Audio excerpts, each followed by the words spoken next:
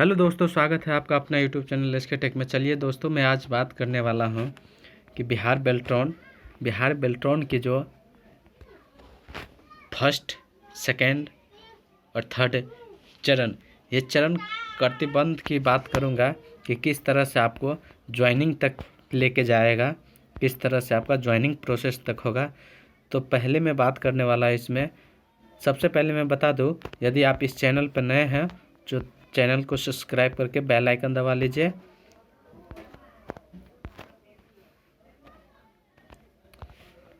और जो भी नोटिफिकेशन आएगा सबसे पहले आप तक पहुंचेगा इस चैनल के माध्यम से।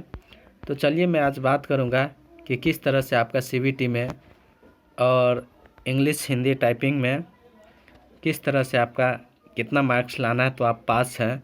पैनल में आपका नाम आएगा, वो भी फर्स्ट में आएगा या सेकंड में, आप पहले किस पैनल में आएगा, ये सारी बातें इस वीडियो में बताने वाला हूँ। पूरी जानकारी, वीडियो को अंत तक आप बने रहें तब समझ में आएगा। तो चलिए अब स्टार्ट करते हैं। एक मैंने चार्ट के माध्यम से बता दूं, देखिए ये मैंने एक प्रक्रिया जो होता है किस तरह से होता है, ये मैं इस पे चर्चा करूँगा।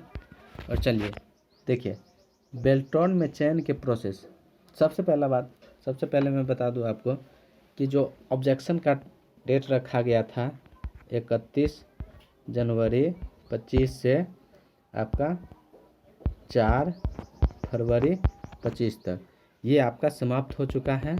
अब कुछ स्टूडेंट्स ऐसे भी हैं कि सर इसका भी रिजल्ट आएगा। हाँ, ये फिक्स है आपका। जब ऑब्जेक्शन आप किए हैं तो आपको रिजल्ट तो आना ही आना है।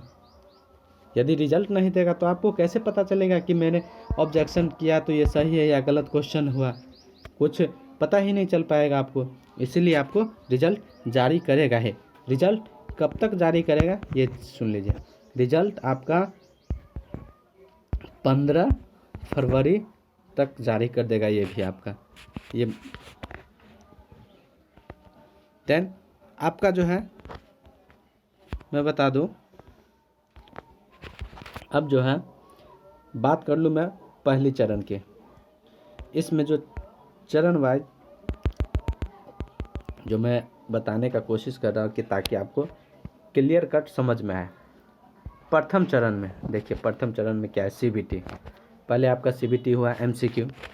उसमें क्या है, क्राइटेरिया क्या क्या रखा गया। देखिए, जनरल ओबीसी के लिए, मेल कैंडिडेट के लिए आपका सबको 30 मार्क्स चाहिए पास के लिए। फीमेल, एससी, एसटी, इन सभी के लिए आपको 27 मार्क्स चाहिए। इसके बाद फिजिकल हैंडीकैप, विकलांग के लिए आपको 25 नंबर चाहिए पास के लिए। इससे अधिक ऊपर है तो आपको लिए बहुत बेटर है, वरना इतना है तो आप अभी तक एमसीक्यू में पास हैं। द्वितीय चरण की बात मैं कर लूँ तो द्वितीय चरण में देखिए क्या है। द्वितीय चरण की मैं प्रक्रिया बता दूं आपको, तो द्वितीय चरण समझने की कोशिश कीजिए। बहुत इंपॉर्टेंट चीज़ है द्वितीय चरण। फर्स्ट चरण तो आप समझ ही गए हैं सारी बातें कि किस तरह से क्या होता है। अब रहे द्वितीय चरण। ये द्वितीय चरण की टाइपिंग, हिंदी इंग्लिश टाइपिंग है ना। किसी का बहुत, सबसे पहला बात, कोई स्टूडेंट केवल इंग्लिश टाइपिंग रखा, किसी ने केवल हिंदी सेलेक्ट किया है और किसी ने दोनों सेलेक्ट किया, हिंदी इंग्लिश दोनों। तो आप देखिए, जनरल के लिए आपको पास मार्क्स चाहिए 30, एससी एसटी फीमेल के लिए 27। इंग्लिश की बात मैं कर रहा हूँ, आप ध्यान देखिएगा, यहाँ लिखा भी है इंग्लिश है ना, ENG, इंग्लिश की बात कर रहा हूँ। फिजिकल कैंडिडेट के लिए इतना चाहिए। उसी में आपको मैं बता दूँ एक बार इंग्लिश में, और आपका जनरल ओबीसी के लिए 1500 की स्टॉक इंग्लिश में होगा तो पास है। इसके बाद एससी एसटी के लिए 1350 चाहिए, फिजिकल के लिए 1300 चाहिए। ये की स्टॉक की बात मैं कर रहा हूँ, नीचे यहाँ दिया गया है, सो ये की स्टॉक है ना। अब चलिए मैं बता दूँ, ये आपका हिंदी में जनरल के लिए 25 मार्क्स, एससी एसटी फीमेल के लिए 23 मार्क्स और फिजिकल कैंडिडेट के लिए 21 मार्क्स। वहीं आपका की स्टॉक की बात मैं कर लूँ तो की स्टॉक आपको चाहिए 1250 जनरल ओबीसी के लिए और 1150 एससी एसटी के लिए और 1050 चाहिए फिजिकल के लिए। ये आपका की स्टॉक। हिंदी और इंग्लिश अलग अलग मैंने बता दिया।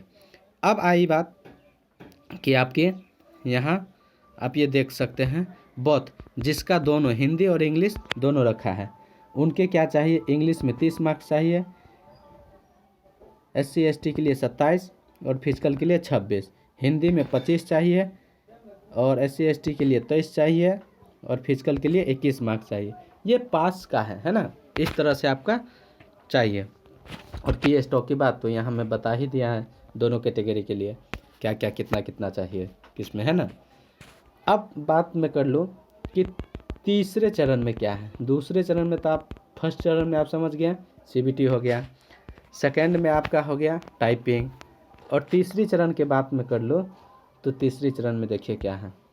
तीसरी चरण की बात जो आ गई तो इसमें जो आपका दिया गया है मेरिट लिस्ट। मेरिट लिस्ट की बात में कर लो तो प्रथम प्राथमिकता दी जाएगी हिंदी और इंग्लिश।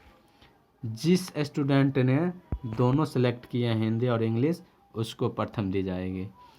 द्वितीय प्राथमिकता दी जाएगी हिंदी वाले के, और 3 नंबर पे जो है आपको इंग्लिश वाले की। मान लीजिए कि आप जैसा कि आप यहाँ ये देख सकते हैं कि मान लीजिए 1500 सीट है ना, 1500 सीट है। 1500 में मान लीजिए हिंदी इंग्लिश वाले में केवल 600 आया, 600 बच गया। यहाँ 900 स्टूडेंट, और 900 स्टूडेंट कहाँ से लेगा, द्वितीय में से। आप केवल जो हिंदी सेलेक्ट किया है उनमें से लेगा। उनमें से मान लीजिए 700 सेलेक्ट हो गया, 700 उसमें से ले ली, अब बच गया 713, 200 और बच गया। 200 स्टूडेंट अब कहाँ से लेगा, जो बाकी बच्चा है इंग्लिश वाले तो उसमें से पास है उसमें से ले लेगा, ऐसे लेगा।